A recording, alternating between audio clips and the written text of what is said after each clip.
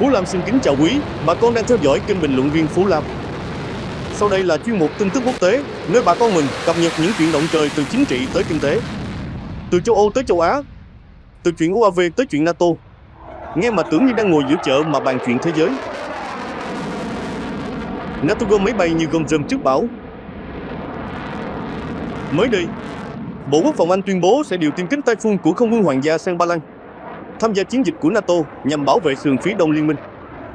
Chuyện này xảy ra sau khi Ba Lan triệu tập đại sứ Nga vì vụ UAV xâm nhập không phận. Máy bay Typhoon sẽ làm nhiệm vụ phòng không, đối phó với mấy cái múa đe dọa từ phía Nga, đặc biệt là UAV, thứ mà giờ đây bay còn nhiều hơn chim trời. Thủ tướng Anh Keir Starmer nói rõ không phải đem máy bay đi múa cho vui, mà là để ngăn chặn hành vi gây hấn, bảo vệ không phận NATO và giữ an ninh quốc gia. Nói nôm na, máy bay này không phải để khoe, mà là để... Pháp, Đức, Đan Mạch cũng chen chân. Pháp và Đức cũng không chịu thua, tuyên bố sẽ gửi thêm tiêm kích tới Ba Lan. Tổng thư ký NATO Mark Rutte xác nhận Đan Mạch cũng nhập cuộc. Trong khi đó, phía Nga, cụ thể là ông Dmitry Peskov, phát ngôn viên Điện Kremlin, lên tiếng rằng NATO giờ đây chẳng khác gì đang trực tiếp tham chiến với Nga. Hỗ trợ Ukraine kiểu này thì khác gì đưa trâu ra đồng rồi bảo không cày. Ba Lan lên tiếng, Nga đáp trả. Ông Radosław Sikorski, Vụ trưởng Ngoại giao Ba Lan, đặt câu hỏi về việc NATO có nên tham gia quân sự để bảo vệ Ukraine. Ông nói các nước phương Tây đang lo ngại đối đầu trực tiếp với Nga. Theo Viện Kiev của Đức, từ tháng 2 năm 2022 tới nay, có ít nhất 41 quốc gia đã hỗ trợ Ukraine về quân sự, nhân đạo hoặc tài chính. Trong đó 29 trên tổng số 32 thành viên NATO đã góp phần từ xe bọc thép tới UAV, từ pháo binh tới tên lửa, gom vũ khí như nông dân gom rơm trước bão. Mỹ dẫn đầu, NATO tăng chi tiêu như trâu ăn cỏ non. Liên minh do Mỹ dẫn đầu đang thúc đẩy quân sự hóa, cam kết tăng chi tiêu quốc phòng lên 5% rồi. Một số quan chức NATO còn cảnh báo rằng nếu xung đột Ukraine kết thúc, Nga có thể quay sang tấn công các nước thành viên. Moscow thì phản pháo, nói phương Tây đang gây hoang mang để tăng ngân sách quân sự, giống như kiểu đổ thừa trời mưa để mua thêm áo mưa. Điện Kremlin muốn hòa thì Ukraine phải trung lập. Nga khẳng định bất kỳ giải pháp nào cũng phải tính đến an ninh của họ, yêu cầu Ukraine trung lập, phi quân sự hóa và phi hạt nhân hóa. Nói cách khác, muốn yên thì phải dẹp chuồng, thả trâu về rừng. UAV từ lợi thế thành nỗi lo. Ukraine từng chiếm ưu thế về UAV, giờ thì bị Nga tập kích dồn dập. Nga có chiến lược rõ ràng, Nga có chiến lược rõ ràng, phát triển UAV như nông dân nuôi cá tra số lượng lớn, chi phí thấp, hiệu quả cao. Năm 2022, Nga dùng 43 chiếc UAV cảm tử nhập từ Iran để tấn công. Nhưng tới tháng 9 năm 2025, con số đã lên tới 800 chiếc chỉ trong một đêm, nghe mà tưởng như đàn muỗi bay qua ruộng lúa.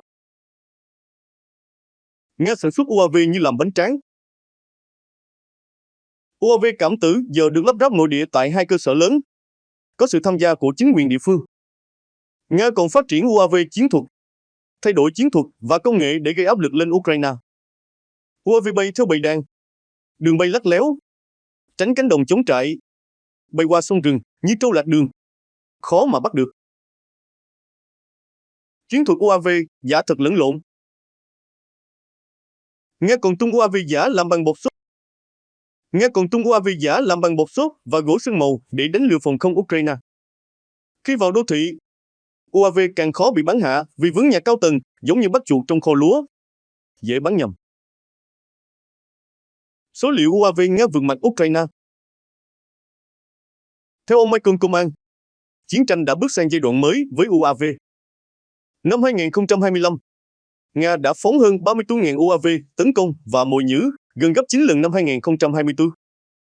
Nga có thể sản xuất 30.000 UAV mỗi năm và có thể tăng gấp đôi vào năm 2026 như nuôi gà công nghiệp. Cứ để là có. Công nghệ UAV dẫn đường, chống nhiễu bay như tên lửa. Nga nâng cấp UAV với công nghệ dẫn đường tốt hơn, chống nhiễu. Thậm chí có loại bay theo quỹ đạo tên lửa đạn đạo, bay cao rồi lao xuống như trái mít rụng đúng lúc. Ukraine thì dùng vũ khí đắt đỏ để bắn hạ UAV, chẳng khác nào lấy rổ đi hứng mưa. Phòng không Ukraine mỏng như lá chuối. Chỉ huy Ukraine nói hệ thống phòng không mỏng tanh như miếng vải rách. Các nhóm hỏa lực cơ động thì thiếu hụt trầm trọng. Trong khi đó, Nga cứ triển khai UAV như thả cá rô xuống ruộng, nhiều tới mức hệ thống phòng không Ukraine bị quá tải, thậm chí bị áp đảo. Lá chắn bầu trời, châu Âu đang chuẩn bị chắn gió trước bão. Theo tờ Le Monde, các quan chức phương Tây đang rần rần ủng hộ sáng kiến lá chắn bầu trời của Ukraine, một kiểu như giăng lưới bắt cá lội ngược dòng, nhằm kêu gọi châu Âu đánh chặn máy bay không người lái và tên lửa của Nga ngay trên không phận miền Tây Ukraine. Sau vụ UAV lạc vào không phận Ba Lan, châu Âu giờ không thể ngồi rung đùi chờ tên lửa bay tới cửa nhà mới phản ứng. Nhiều người nói thẳng, phải hành động trước khi con trâu vàng Nga hút qua hàng rào. Le Monde lập luận rằng châu Âu cần thay đổi cách tiếp cận không phận Ukraine, vừa bảo vệ dân Ukraine, vừa giữ yên cho dân mình. Sáng kiến lá chắn bầu trời được thiết kế để làm đúng chuyện đó, như dựng hàng rào chắn gió trước khi bão tới. Sáng kiến từ Ukraine được châu Âu và Mỹ gật gù. Sáng kiến này do nhóm cái giá của tự do của Ukraine phát triển, đã được hàng trăm lãnh đạo và sĩ quan cấp cao từ châu Âu tới Mỹ ủng hộ. Theo kế hoạch, châu Âu sẽ bắn hạ tên lửa và UAV của Nga trên không phận Ukraine, bảo vệ các cơ sở hạ tầng quan trọng như nhà máy điện hạt nhân, dân thường và cả lãnh thổ châu Âu. Việc bảo vệ miền Tây Ukraine sẽ giúp quân đội Ukraine rảnh tay lo mặt trận phía Đông, giống như nông dân chia người đi gặt, người lo phơi lúa. Nga phản pháo lá chắn là tuyên chiến. Phía Nga thì không ngồi yên. Phó Chủ tịch Hội đồng An ninh Nga Dmitry Medvedev lên tiếng trên Telegram, nói rằng việc thiết lập vùng cấm bay hay cho phép NATO bắn hạ UAV Nga chẳng khác gì tuyên chiến. Ông ví von sáng kiến Eastern Century của châu Âu là cái bóng của một liên minh từng tự nguyện, nghe mà như đang nói về một cái chuồng trâu bỏ hoang. Medvedev còn cảnh báo, nếu quốc gia nào tịch thu tài sản của Nga, thì Nga sẽ nhắm vào bằng mọi cách, từ tòa án quốc tế tới mấy chỗ không phải tòa án. Theo Moscow, việc tịch thu tài sản là hành vi trộm cắp, làm mất niềm tin vào trái phiếu và tiền tệ của Mỹ và châu Âu, như lấy giống lúa mà không hỏi chủ ruộng. NATO phản ứng, tăng cường phòng thủ như dựng đê chống lũ. Tổng thư ký NATO Mark Rutte thông báo liên minh đã khởi động chiến dịch tăng cường phòng thủ cho sườn phía đông sau vụ UAV xâm nhập Ba Lan. Chiến dịch có sự tham gia của Đan Mạch, Pháp, Anh, Đức và nhiều nước khác. Ông nói Eastern Century sẽ tăng cả sức mạnh lẫn độ linh hoạt, như nông dân vừa có quốc, vừa có máy cày. Tướng Alexander Grinkevich, Tổng tư lệnh tối cao NATO tại châu Âu, cho biết tích hợp phòng thủ trên không và trên bộ, chia sẻ thông tin giữa các đối tác NATO. Trong số thiết bị được điều động có 2 chiếc F-16 và một tàu chiến của Đan Mạch, 3 chiếc Rafale của Pháp, 4 tiêm kích Eurofighter của Đức. Chiến dịch sẽ bao phủ toàn bộ sườn phía đông NATO, từ cực Bắc tới Biển Đen và Địa Trung Hải, như giăng lưới bắt cá từ đầu nguồn tới cuối dòng. Ba Lan và Romania, UAV Nga bay lạc hay cố tình thăm dò. Trong bối cảnh căng như dây đàn, Ba Lan và Romania cáo buộc UAV của Nga vi phạm không phận. Thủ tướng Ba Lan Donata thông báo lực lượng an ninh đã vô hiệu hóa một UAV bay trên khu vực trung tâm thủ đô Warsaw, nơi có nhiều tòa nhà chính phủ, Vin Belgrade và đại sứ quán nước ngoài. Đại sứ quán Nga cũng nằm gần đó, như chuồng trâu nằm sát ruộng lúa. Theo RT, thông báo của Thủ tướng Donata được đưa ra sau loạt cáo buộc từ Romania và Ba Lan. Moscow thì bác bỏ. Nói mấy cái UAV đó không thể bay xa tới mức xâm nhập Ba Lan, giống như nói con gà nhà tôi không thể bay qua hàng rào. Ba Lan viện dẫn điều 4 NATO, như gọi họp dân khẩn cấp. Thủ tướng Donata viết trên mạng xã hội X rằng 2 công dân Belarus đã bị bắt giữ. Cảnh sát đang điều tra. Ông cho rằng sự cố này đưa Ba Lan tiến gần hơn tới xung đột quân sự kể từ Thế chiến thứ hai, và đã viện dẫn điều 4 của Hiệp ước NATO, tức là kêu gọi họp khẩn với các đồng minh. NATO phát động sứ mệnh Eastern Schengen, giăng lưới bắt UAV.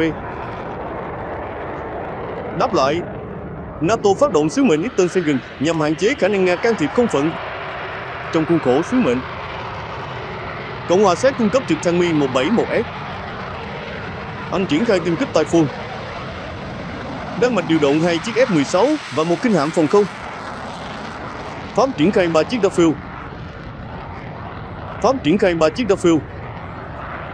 Được đóng góp 4 chiếc Eurofighter. Ba Lan, Nga đang thăm dò phản ứng NATO bằng chiến thuật rải thứ. Phát biểu bên lề hội nghị INTA tại Kiev, Ngoại trưởng Ba Lan Radosław Sikorski cho rằng Nga đang thăm dò phản ứng NATO bằng cách cho UAV xâm nhập như thả thính coi cá nào cắn. Ông gợi ý NATO nên cân nhắc thiết lập vùng cấm bay trên không phận Ukraine để bảo vệ lãnh thổ và dân chúng. Nhưng ông cũng nói rõ, đây không phải quyết định mà Ba Lan có thể tự đưa ra, phải cùng đồng minh họp bàn như họp dân chi đất. Nga UAV không bay tới Ba Lan, cáo buộc là vô căn cứ. Theo RT, Bộ Quốc phòng Nga khẳng định UAV của họ không thể bay xa tới mức xâm nhập Ba Lan và không có mục tiêu nào trong lãnh thổ Ba Lan. Do Warsaw không đưa ra bằng chứng rõ ràng, Moscow nói không thể xác nhận cũng không phủ nhận, nhưng sẵn sàng tham vấn. Nga, phương Tây hay nói mà không chứng. Điện Kremlin cáo buộc lãnh đạo phương Tây hay đưa ra tuyên bố khiêu khích mà không có bằng chứng. Belarus thì nói đã cảnh báo Ba Lan về việc một số UAV bị trôi dạt do tác chiến điện tử giữa Nga và Ukraine, giống như cá lội ngược dòng bị lạc vào ao nhà hàng xóm. Nga đề nghị tham vấn. Ba Lan không muốn làm rõ. Theo ông Mikhail Ulyanov, đại diện thường trực của Nga tại các tổ chức quốc tế ở Viên, Bộ Quốc phòng Nga đã đề nghị tham vấn, nhưng phía Ba Lan không sẵn sàng. Ông nói đây có thể là hành động khiêu khích hoặc hiểu lầm mà Ba Lan không muốn làm rõ. Dù chưa có nhiều chi tiết, Ba Lan đã vội kết luận rằng Nga đang cố gây bất ổn, như thấy khói đã hô cháy. Chưa kịp coi có ai nướng khoai. Ba Lan gặp Trung Quốc, thêm một nước vào bàn cờ. Ngày 15 tháng 9, Phó Thủ tướng kiêm Bộ trưởng Ngoại giao Ba Lan Sikorski đã gặp Bộ trưởng Ngoại giao Trung Quốc Vương Nghị trong khuôn khổ cuộc họp Ủy ban Liên Chính phủ Ba Lan, Trung Quốc lần thứ tư. Ba Lan, Trung Quốc, chuyện lúa nước với chuyện đồng minh. Trong khuôn khổ cuộc họp Liên Chính phủ, Bộ trưởng Ngoại giao Ba Lan Sikorski và Bộ trưởng Ngoại giao Trung Quốc Vương Nghị đã có cuộc trao đổi toàn diện, sâu như mương đào mùa hạn, về quan hệ song phương và các vấn đề quốc tế. Hai bên tái khẳng định cam kết mở rộng hợp tác trên mọi lĩnh vực, dựa trên kế hoạch hành động giai đoạn 2024 đến 2027, như nông dân hứa sẽ cùng nhau trồng lúa, nuôi cá, giữ đê. Một trong những nội dung nóng như bếp củi là chuyện xung đột Ukraine. Ông Sikorski nhấn mạnh cần tuân thủ hiến chương Liên Hợp Quốc, kêu gọi Trung Quốc tham gia tích cực hơn để tìm giải pháp, như kêu hàng xóm cùng nhau dập lửa cháy đầu. Phía Trung Quốc, ông Vương Nghị nói leo thang xung đột chẳng có lợi cho ai, mong sớm kết thúc, như mong mùa mưa tới để khỏi phải tưới từng luống rau. Hai bên thống nhất sẽ tăng cường trao đổi, tổ chức họp thường kỳ và hợp tác tại các diễn đàn lớn như Liên Hợp Quốc ASEM, WTO, như bà con cùng nhau ra chợ, chia sẻ giống lúa, giống cá. Chuyến thăm đầu tiên sau 6 năm, như trâu về chuồng cũ. Giới phân tích cho rằng đây là chuyến thăm Ba Lan đầu tiên của Bộ trưởng Ngoại giao Trung Quốc sau 6 năm, đánh dấu bước tiến trong đối thoại chính trị, như trâu quay về chuồng sau mùa lũ. Cùng lúc đó, ông Sikorski cũng đề xuất NATO nên cân nhắc vùng cấm bay trên Ukraine để bảo vệ lãnh thổ EU khỏi UAV Nga, như dựng hàng rào ngăn trâu lạ vào ruộng. Tuy nhiên, quyết định này cần sự đồng thuận của các thành viên NATO. Vùng cấm bay từng được Tổng thống Ukraine Zelensky thúc đẩy từ năm 2022, nhưng bị bác bỏ vì sợ đụng độ trực tiếp với Nga, như sợ đánh nhau giữa hai đàn trâu. Ruộng ai cũng nát. Freedom X, tập trận ba bên như bà con cùng, ruộng ai cũng nát. Freedom X, tập trận ba bên như bà con cùng nhau giữ đê. Vừa qua, Hàn Quốc, Mỹ và Nhật Bản khởi động cuộc diễn tập chung Freedom X từ ngày 15 đến 19 tháng 9 tại vùng biển quốc tế quanh đảo Jeju. Đây là lần thứ 3 diễn tập được tổ chức, nhưng là lần đầu tiên dưới thời Tổng thống Hàn Quốc Lee Jae-myung và Tổng thống Mỹ Donald Trump, như ba ông chủ ruộng cùng nhau ra đồng kiểm tra bờ bao. Mục tiêu là nâng cao khả năng phối hợp, duy trì hợp tác vững chắc. Nội dung gồm phòng thủ tên lửa đạn đạo, diễn tập phòng không sơ tán y tế và tác chiến ngăn chặn trên biển, như tập huấn bà con cách chống lũ, cứu người giữ lúa.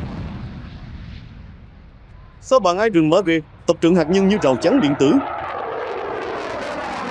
Song song với Freedom X, Hàn Quốc và Mỹ còn diễn tập Sa bàn Iron Market, tích hợp năng lực hạt nhân của Washington và quân sự quy ước của Seoul. Bộ trưởng Quốc phòng Hàn Quốc An Yu-bak và Ngoại trưởng Châu Thái Bình Dương của Mỹ như họp riêng giữa hai ông chủ ruộng lớn. Đô đốc Samuel Barbaro chưa trao đổi về an ninh bán đảo Triều Tiên, quan hệ đồng minh Hàn Mỹ và hợp tác ba bên với Nhật Bản. Ông Yu-bak khẳng định vai trò then chốt của bộ chỉ huy này, đề nghị Mỹ tăng cường cơ chế răn đe như dựng thêm hàng rào điện quanh ruộng. Hai bên tái khẳng định tầm quan trọng của hợp tác an ninh ba bên Mỹ-Nhật-Hàn. đồng thời thúc đẩy liên minh chiến lược toàn diện như bà con cùng nhau giữ đê, chia giống, chia nước. Israel Mỹ truy sát Hamas như bắt chuột trong kho lúa. Tại Jerusalem ngày 15 tháng 9, Thủ tướng Israel Benjamin Netanyahu và Ngoại trưởng Mỹ Marco Rubio tuyên bố phải nhanh chóng đánh bại Hamas và giải cứu các con tin như bắt chuột trong kho lúa, không để nó cắn phá thêm. Ông Netanyahu nói Israel sẽ tiếp tục truy sát Hamas, nhấn mạnh sự hiện diện của ông Rubio là dấu hiệu Mỹ đang... Ông Netanyahu nói Israel sẽ tiếp tục truy sát Hamas, nhấn mạnh sự hiện diện của ông Rubio là dấu hiệu Mỹ đang sát cánh, nhưng hai ông chủ ruộng cùng nhau bắt sâu. Ông cũng khẳng định quyết định tấn công Hamas tại Qatar là độc lập. Chúng tôi hoàn toàn chịu trách nhiệm. Ông Rubio tuyên bố mọi con tin phải được trả tự do, Hamas phải bị loại bỏ hoàn toàn. Ông nhấn mạnh Tổng thống Trump vẫn cam kết theo đuổi mục tiêu này, như cam kết diệt sạch sâu bệnh trước mùa gặt. Iran, mối đe dọa như mây đen trên ruộng lúa. Thủ tướng Israel và Ngoại trưởng Mỹ tiếp tục công kích Iran, gọi nước này là mối đe dọa nghiêm trọng. Ông Rubio nói Iran hạt nhân là điều không thể chấp nhận, như mây đen kéo tới giữa mùa lúa trổ. Ông Netanyahu khẳng định quyết định của Tổng thống Trump tấn công cơ sở hạt nhân Iran là hợp lý, gửi thông điệp Mỹ sẵn sàng bảo vệ đồng minh, nhưng ông chủ ruộng sẵn sàng ra tay bảo vệ lúa khỏi sâu bệnh. Israel nâng cấp F-16 như độ xe máy để chạy đường ruộng. Không quân Israel đang xem xét đầu tư hàng tỷ xe cồn để nâng cấp đội F-16 Barak tia chớp trong tiếng Do Thái. Dù đã có tuổi đời hàng chục năm, mấy chiếc F-16 này vẫn tham gia không kích Iran như xe máy cũ được độ lại để chạy đường ruộng. Hiện Israel có 3 phi đội F-16 phiên bản C và D, cùng khoảng 100 chiếc F-16 Etoufa hiện đại hơn. Các máy bay đời cũ đã được cải tiến tại căn cứ Gia Mạch David, giúp bay xa hơn mà không cần tiếp nhiên liệu, như gắn thêm bình xăng phụ để khỏi phải ghé trạm giữ đường. Trước đây, năm 1981, Israel từng nâng cấp F-16 để tấn công lò phản ứng hạt nhân Osirak tại Iraq. Giờ đây, nâng cấp tương tự đang được áp dụng. Tuy nhiên, các máy bay này đang tiến gần giới hạn số giờ bay. Ngân sách hạn hẹp khiến việc mua thêm gần như không khả thi. Những nông dân muốn mua máy cày mới mà tiền thì chỉ đủ mua. Một số quốc gia sở hữu dòng F-16 cũng bắt đầu chương trình nâng cấp với Lockheed, như bà con đem xe máy cũ ra độ lại để chạy đường ruộng mùa mưa. Đơn cử, Ba Lan đã ký hợp đồng trị giá 3,8 tỷ USD để nâng cấp 48 chiếc F-16 lên chuẩn F-16 VVEB, trang bị radar tiên tiến, hệ thống tác chiến điện tử liên lạc hiện đại và thay thế các bộ phận mỏi để kéo thêm 3.000 giờ bay, như thay nhớt, thay lốp để chạy thêm vài mùa vụ. Nâng cấp này còn có thể bao gồm khả năng mang thùng nhiên liệu phụ, tính năng mà mấy chiếc F-16 đời cũ không có, giống như gắn thêm bình xăng phụ để khỏi phải ghé trạm giữa đường. Ba Lan đang cố duy trì đội bay F-16 trong lúc chờ nhận tiêm kích F-35 mới. Việc nâng cấp nhằm đảm bảo hai thế hệ máy bay phối hợp nhịp nhàng, như ông già đi trước dò đường, thằng nhỏ theo sau gặt lúa. F-35 với khả năng tàng hình sẽ xâm nhập trước, xác định mục tiêu rồi truyền dữ liệu về cho F-16 đời cũ. Israel cũng nâng cấp như sửa lại chuồng trâu cho mùa mới.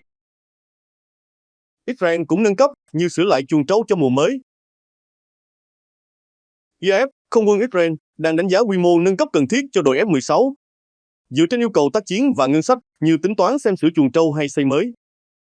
Tương tự mô hình tại Ba Lan, Lockheed sẽ nâng cấp thông qua nhà máy địa phương.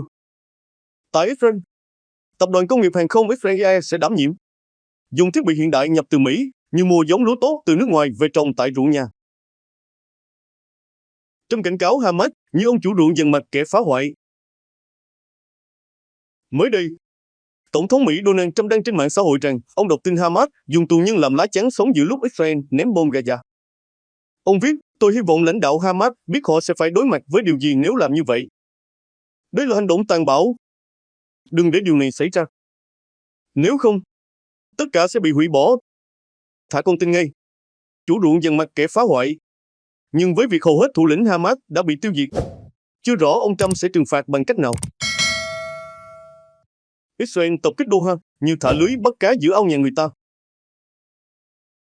Lời cảnh cáo của ông Trump được đưa ra chưa đầy một tuần sau khi Israel sát hại 5 thành viên Hamas và một quan chức an ninh Qatar trong nỗ lực ám sát lãnh đạo cấp cao Hamas tại Doha. Những người bị nhắm tới có liên quan đến đàm phán ngừng bắn và đề xuất của chính ông Trump về tù nhân. Hamas nói lãnh đạo cấp cao vẫn sống sót như cá lội thoát khỏi lưới. Cùng lúc đó, ông Trump khẳng định Israel sẽ không tấn công Qatar nữa và tỏ thái độ không hài lòng về vụ tập kích. Ông nói quyết định là của Thủ tướng Netanyahu, không phải của ông, như ông chủ ruộng nói, tôi không kêu ai đốt rơm. Israel không phải lúc nào cũng vì Mỹ, như trong nhà ai nấy giữ. Đáp lại chỉ trích từ Mỹ, đại sứ Israel tại Liên Hợp Quốc Danny Danon nói, chúng tôi không phải lúc nào cũng hành động vì lợi ích của Mỹ. Chúng tôi phối hợp tốt. Họ hỗ trợ chúng tôi, nhưng đôi khi phải tự quyết. Nói nôm na, trong nhà ai nấy giữ, ruộng ai nấy cày. Từ khi Hamas đột kích Israel năm 2023, sát hại hàng nghìn người và bắt cóc hàng trăm con tin, Israel đã tung đòn tập kích vào Iran, Liban và Gaza. Nhưng Qatar, nơi đặt trụ sở chính trị Hamas, từ lâu được xem là vùng bất khả xâm phạm. Như ao cá của hàng xóm không ai dám thả lưới. Vùng cấm mà Israel vẫn dám đụng. Qatar là nơi đặt căn cứ quân sự lớn nhất của Mỹ ở Trung Đông, vẫn duy trì quan hệ với Israel dù không chính thức. Qatar đóng vai trò trung gian đàm phán giữa Tel Aviv và Hamas. Vì vậy, khi Israel điều chiến đấu cơ tập kích văn phòng Hamas tại Doha, cả giới lãnh đạo Qatar lẫn quốc tế đều bất ngờ, như thấy người ta thả lưới bắt cá ngay giữa ao nhà mình. Quốc tế đều bất ngờ, như thấy người ta thả lưới bắt cá ngay giữa ao nhà mình. Phía Israel dường như muốn gửi thông điệp, chúng tôi sẵn sàng làm mọi thứ để xóa sổ đối thủ, dù ở đâu. Như nông dân quyết tâm diệt chuột, bất kể nó chui vào kho ai. Tổng kết, căng thẳng toàn cầu leo thang. Các liên minh quân sự bước vào giai đoạn tái cấu trúc chiến lược. Trong bối cảnh xung đột Ukraine chưa có dấu hiệu hạ nhiệt, các quốc gia phương Tây và đồng minh đang gấp rút điều chỉnh thế trận quân sự. Từ việc nâng cấp tiêm kích F-16 đến triển khai vùng cấm bay trên lãnh thổ Ukraine. Sáng kiến lá trắng bầu trời do Ukraine đề xuất đã nhận được sự ủng hộ rộng rãi, phản ánh mối lo ngại ngày càng tăng về khả năng UAV và tên lửa Nga vượt biên giới. Trong khi đó, Israel tiếp tục mở rộng chiến dịch truy sát Hamas, bất chấp rủi ro ngoại giao khi tấn công vào Qatar, nơi đặt căn cứ quân sự lớn nhất của Mỹ tại Trung Đông. Tổng thống Mỹ Donald Trump, Trung Đông. Tổng thống Mỹ Donald Trump và các lãnh đạo phương Tây liên tục đưa ra cảnh báo, đồng thời củng cố quan hệ đồng minh thông qua các cuộc tập trận ba bên như Freedom X. Việc nâng cấp máy bay chiến đấu, tái cấu trúc liên minh và mở rộng vùng ảnh hưởng cho thấy thế giới đang bước vào một giai đoạn mới, nơi các quốc gia không chỉ phòng thủ mà còn chủ động định hình lại cán cân quyền lực toàn cầu. Những động thái này, dù mang tính chiến lược, vẫn tiềm ẩn nguy cơ đẩy xung đột lên một nấc thang mới.